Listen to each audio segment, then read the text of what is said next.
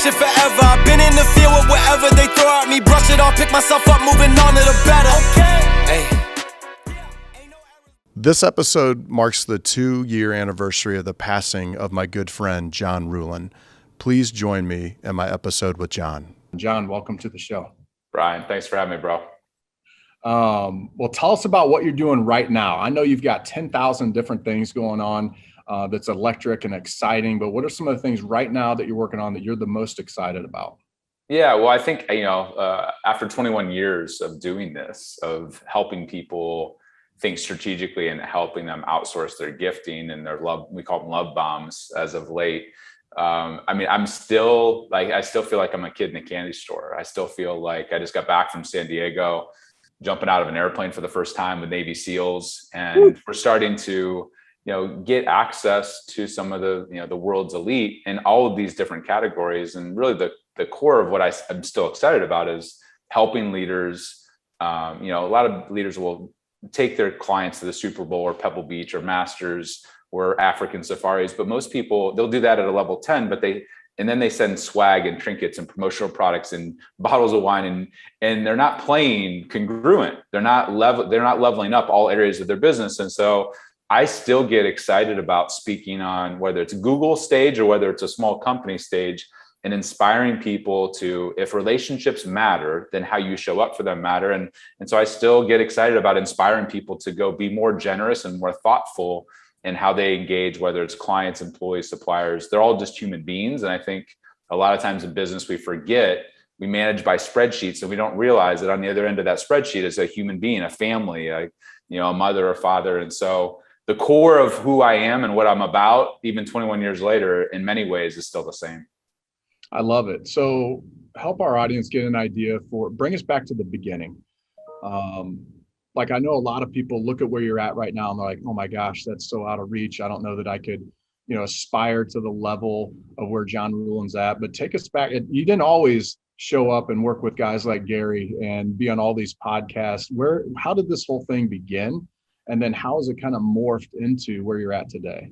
Yeah, well, I didn't grow up in LA or New York hanging out at country clubs, and my dad wasn't the commissioner of the NBA or anything. I grew up milking goats on a farm in Ohio.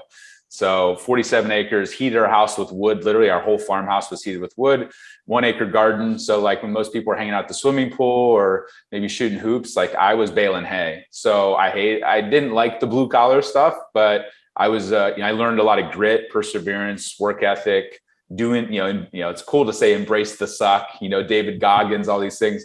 I was embracing it long before it was cool. And so I was going to go I wanted to be a doctor. I thought doctors made a lot of money, and my life really changed because I went and interned with a company, Cutco. We both know Cutco knives. I had no idea what it was.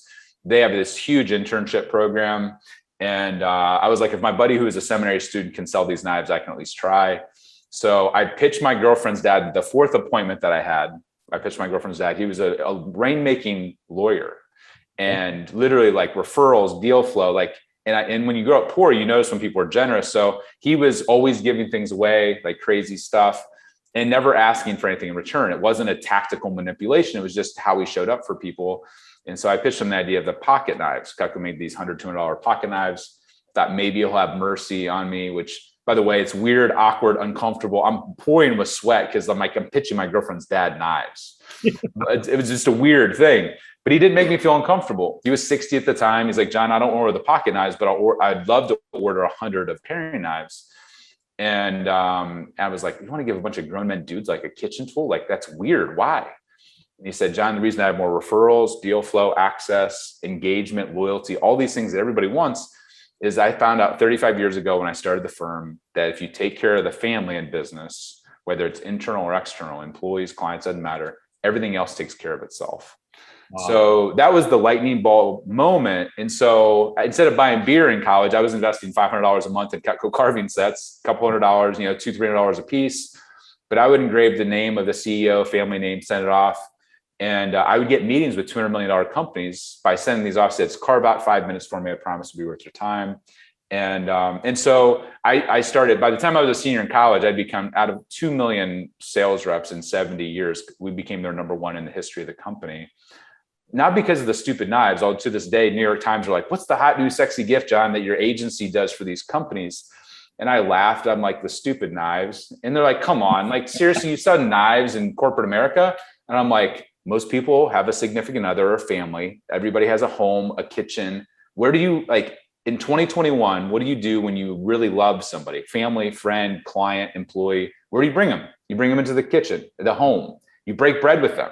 You food and wine. When you have a celebration for a bar mitzvah or first communion, what do?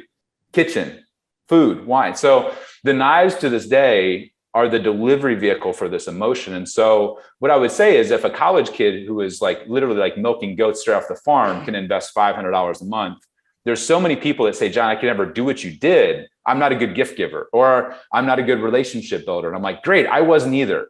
My love language isn't even gifting. It's words of affirmation. I hated to speak for a decade because I would have diarrhea for 6 months leading up to a speaking gig. I'm not a speaker.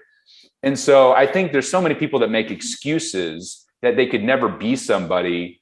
And really, like, I've just been pouring into relationships, and I started small and I worked my way up over the last 21 years. And because of that, I worked the gratitude muscle really, my gratitude muscle is pretty strong.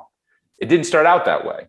$500 a month, people are like, oh, like, I could afford that. Like, even a small business owner can afford $6,000 a year if they really want to. Cut out Netflix, cut out a few bar tabs.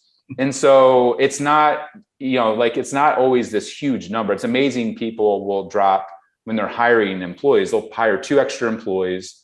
They'll drop an extra $100,000 in labor and overhead, but they won't invest $100,000 into their top 100 relationships. It's the same $100,000 as a business owner. Why do you think that is? I hear you talk about return on relationship, ROR, and, business owners and a lot of entrepreneurs and a lot of our folks that listen in, that's kind of the demographic, and they're thinking ROI. How do you explain that to somebody? Yeah, well, I think that, ROI is awesome. And when you invest $1 in an employee, you're hoping that employee is going to pay back maybe 3x. As a salary, you invest in Facebook ads, and maybe you're hoping to get a 4 or 5x. But I can tell you, like, when I did the Cameron Harold Brooks Brothers story, he's one of the top business coaches in the world. I invested over the course of a decade, $25,000, which people's like, well, that's a lot of money on one relationship. And I'm like, well, if I want, and I did the Brooks Brothers experience of $7,000, all this other stuff, outfit his hotel room. People think that's extravagant, but I'm like, if I wanted to hire Cameron for 1 year to be my sales rep, it'd cost me $2 million, and he'd still say no. $2 million. But because I love on and inspire and just doused him with no strings attached, like clothes and knives and whatever else, $25,000, I've gotten Cameron as a sales rep for a decade for $25,000. Talk about the steal of the century. Like, and people are like, well, what's the ROI on that? I'm like, well, the ROR is, it's been over 50x. Like, literally, it's 7 figures. Invest $25,000, make 7 figures. Show me, the investment portfolio. Show me another widget that you can buy. Show me another investment you can make where you can get a 50x. And we have clients that are literally getting 100x, 1,000x. But everybody wants to play the long game. But most people's long game is days. It's not decades. And so people are like, well, I did all these gifts. It didn't work, John. I'm like, that was 3 months ago. Like, we're just getting warmed up. Like, you don't take, it's like taking a girl out to dinner and immediately asking her to marry you. Like, that's dumb. Like, expecting sex that night. Like, that's not how relationships work. But in business, we do that. We think we can send something now we got to get something. And that wasn't a gift. That was a manipulation. Same as in your marriage. If you show up with a nice ring and expect something that night, how's that going to work out for you? Probably not real well. Right. And so human beings, people don't understand return on relationship means I'm going to make deposits over and over again in that relationship and that social capital account. And eventually I'll earn the right to ask, not expect, to ask for the referral. Most people want to send a gift after a referral. That's the dumbest thing in the world. Why? Because you're in the relationship business, not the transaction business. You give a gift after referral, you just turn that $1 million AUM into a tit for tat. Here's your $500 bottle of wine. So I think return on relationship is a bigger, longer term strategy. And sometimes it doesn't pay off. Like, I might plant 100 seeds and 20 of them might turn into nothing. But the 80 that do turn into oak trees dwarf 1,000 times more than the people are like, oh, I didn't get a return on that. I'm like, maybe 15 years from now, that person will be in a different position of authority. They'll be at a different company. Maybe they inherit the next generation of wealth. But most people aren't playing the game that way, the chessboard. They're saying, what can I do today and eat? And because of that, they're losing out on the longer term opportunities that are a lot of times, the 100x, the 1000x opportunities. I think that's brilliant. And the word that comes to mind when I think of the concept and what you've embraced is radical. Let's go back for some of the listeners and people watching that haven't experienced the Brooks Brothers story or don't know that. You don't have to extrapolate the whole thing, but I think when I think of radical, I think, oh my gosh, like the conversation you had with your partner. Are you sure you want to do this? Would you put your personal income on the line? Like, what did you do there? And then if you could tie back in the whole concept of tchotchkes, trinkets, and being radical, being more powerful, more influential, more rememberable with the gifts and thought process of what Giftology is all about. Yeah. So the Brooks Brothers story was I met Cameron. He was this world-renowned consultant. I wanted him in my corner, not just as a client, but as a mentor. And yeah, I invited him to a dinner and a ball game, like everybody does. Like in business, dudes are the worst at this. It's like, hey, let's go to golf, let's go dinner, let's go round the golf. Like those are all fine, but it's like showing up for your wife on Valentine's Day. Like, do you get brownie points for doing that? No. Like those are table stakes. Show up on your anniversary. Like you don't earn brownie points with your wife or your husband. Like those are the baseline. That's so standard. That's what everybody does. Hey, let's go for drinks. Hey, let's go golfing at my country club that I invest $50,000 a year in.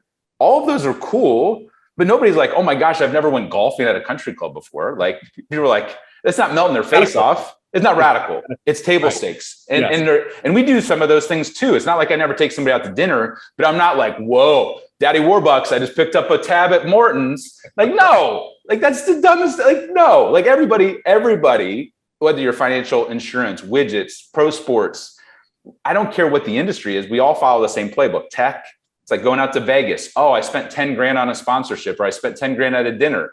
Cool. But so did the other 100 competitors that you're playing in you're swimming in the same ocean. So when I invited Cameron to the dinner, he could care less. So I'm like finding out, I'm like, what else are you gonna do when you're in town? I found out that he loved Brooks Brothers. And so that was the angle. I was like, he's not going to get a time to go shop at his favorite store. So that's when I called my partner. I was like, Rob, we need to do this thing. He's like, it's the dumbest idea I've ever heard. Like, no way. And then when Cameron's flight got delayed and he was going to get in late, flying into Cleveland, called my partner back. I'm like, we got to do this. He's like, do you believe it enough that if it doesn't work, it comes out of your personal draw? Big deal. So what were you doing? What was the pitch? So he went to Brooks Brothers and I said, I want one of everything in your new fall collection, all your jackets, suits, belts, pants, shoes, everything. It was $7,000 in clothes in his size. And then we went out to the Ritz where he was staying to look like a Brooks Brothers store. Wow. So when Cameron got in, he didn't want to go to dinner or a ball game. He wanted to go to bed. But when he saw the clothes and saw what had happened, like he came down, he said, John, whatever you want to talk about, for as long as you want to talk about it, I'm all ears. I've never had anybody treated me this way.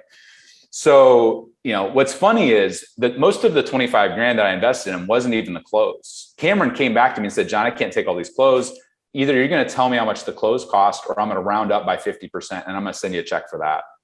So that experience actually cost me no dollars.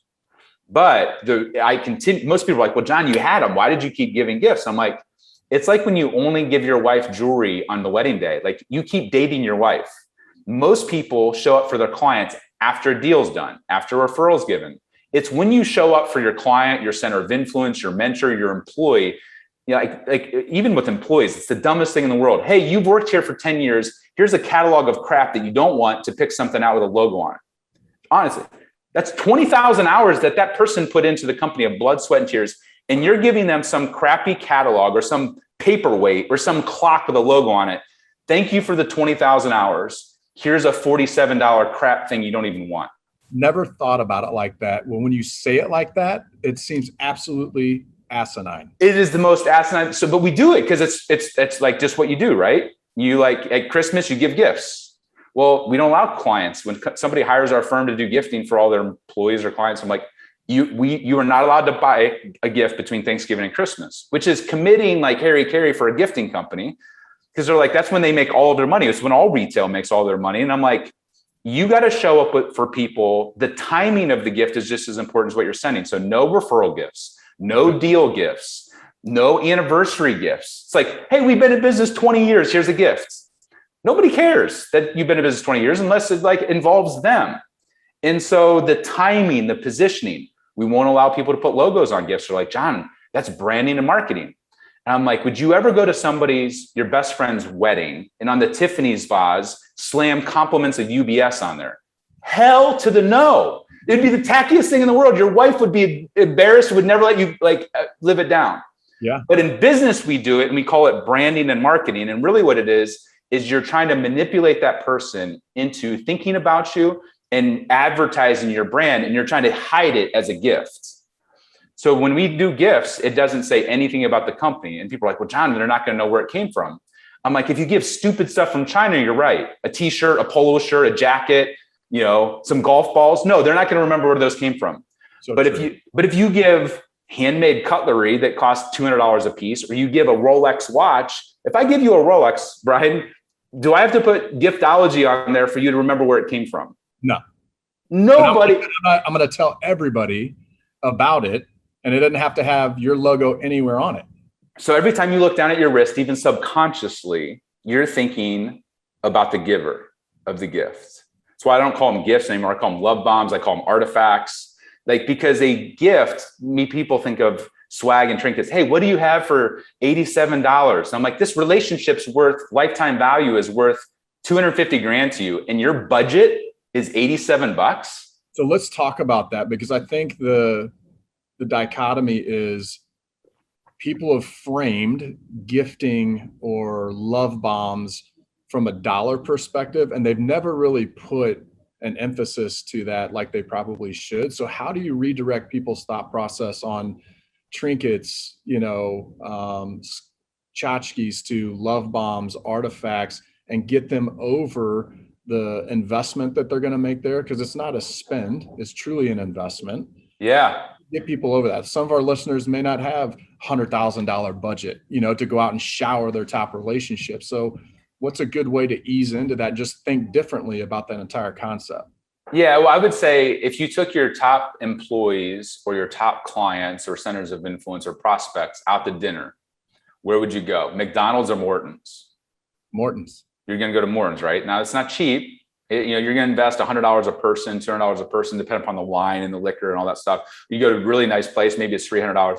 You're going to do things. If you're going to dress yourself, are you like going to Big Lots? No, you're going to go, if you're going to wear a suit, it's going to be a Tom James or a, Hilburn, or you're going to go to Neiman Marcus or Nordstrom or TJ Maxx. You're going to get something that fits nice and looks nice. If you drive a car, are you driving a beater from, 1988? No.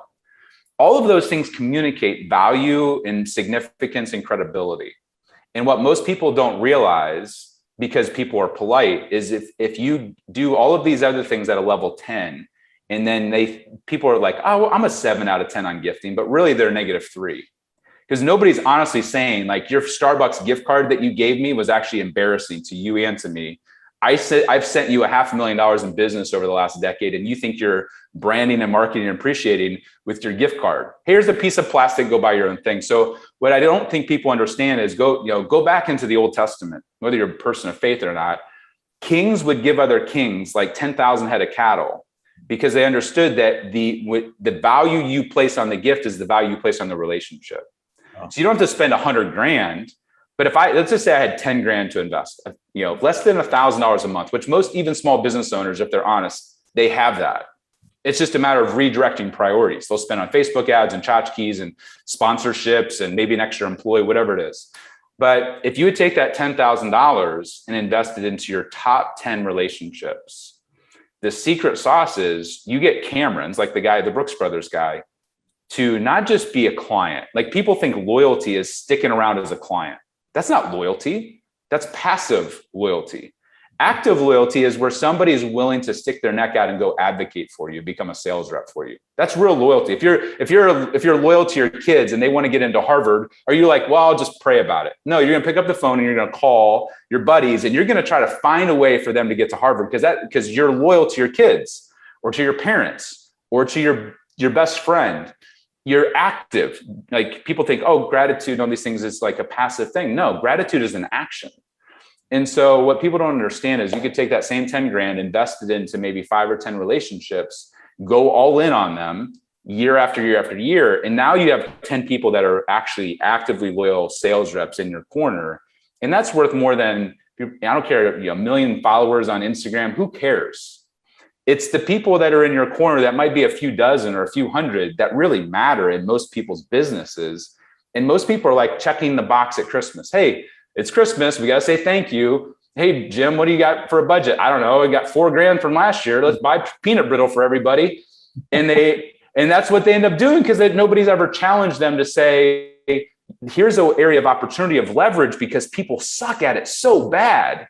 It's not that like there's not other ways to build relationships, but the bar is so low here that when you do it even at a level 5, it melts people's faces off, because most people are getting the same crap with logos on it, or the same stuff at Christmas, or the same gift card. And so like like this is an area that's a blue ocean where you have no competition. And it's funny, the people that I'm meeting that are having some of the biggest success, I can think of Joel Marion, who has the $100,000 mastermind. He's like, John, I've been doing what you're helping companies do, like what people outsource to you. And now he's a great client of ours. He's like, I built a 9-figure business off of loving on people, no strings attached, with these crazy gifts.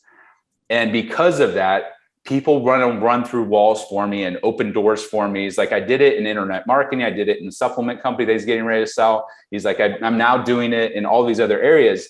He's like, it's not rocket science, but nobody does it. So it stands out, and it's memorable, and it's a story worth telling, which is, at the end of the day, when you're not in the room, you want people to look down at their wrist or look down at the block of knives on their countertop and say, have you ever met Brian before? Have you ever met John before? Like, that's the trigger. That's the anchor that gets you talked about in all these circles that you're not even in.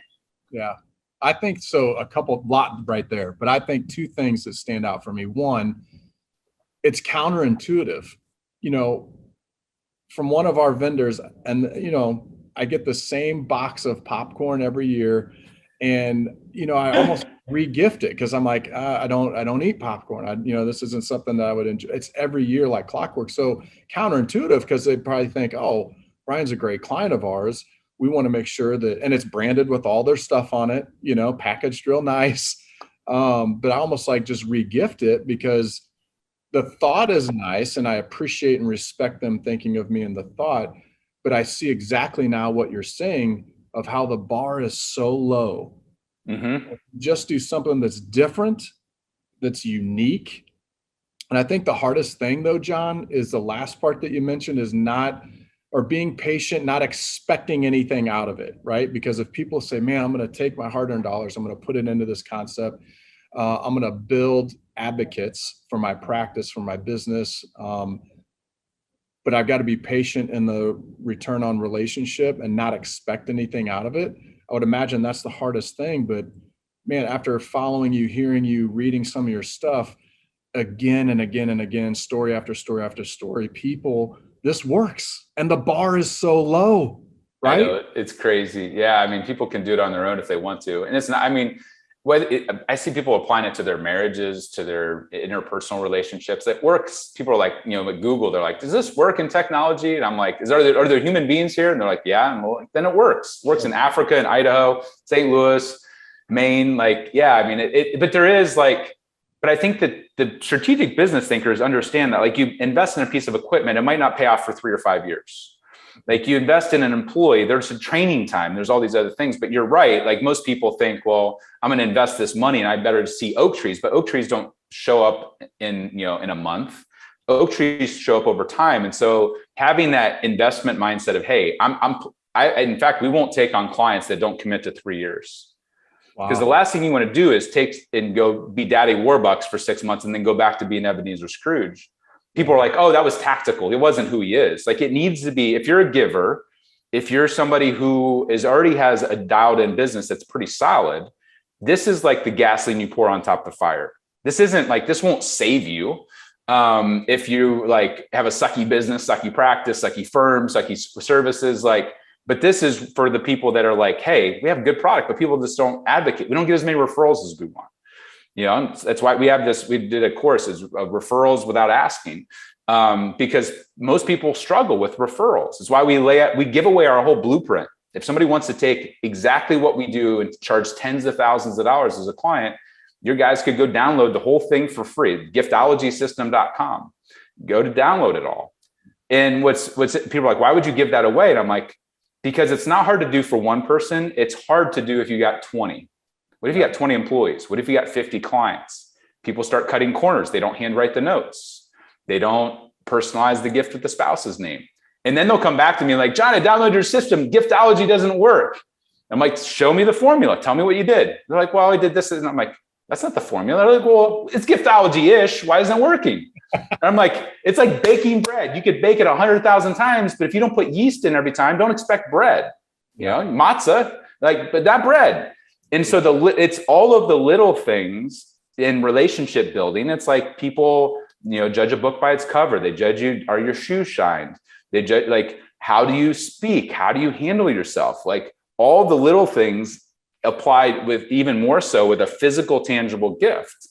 And so people are like, well, John, it didn't work. I'm like, no, like you took your clients to the Super Bowl and then you like decided to like do the junior varsity level gift. Don't expect anybody to be blown away.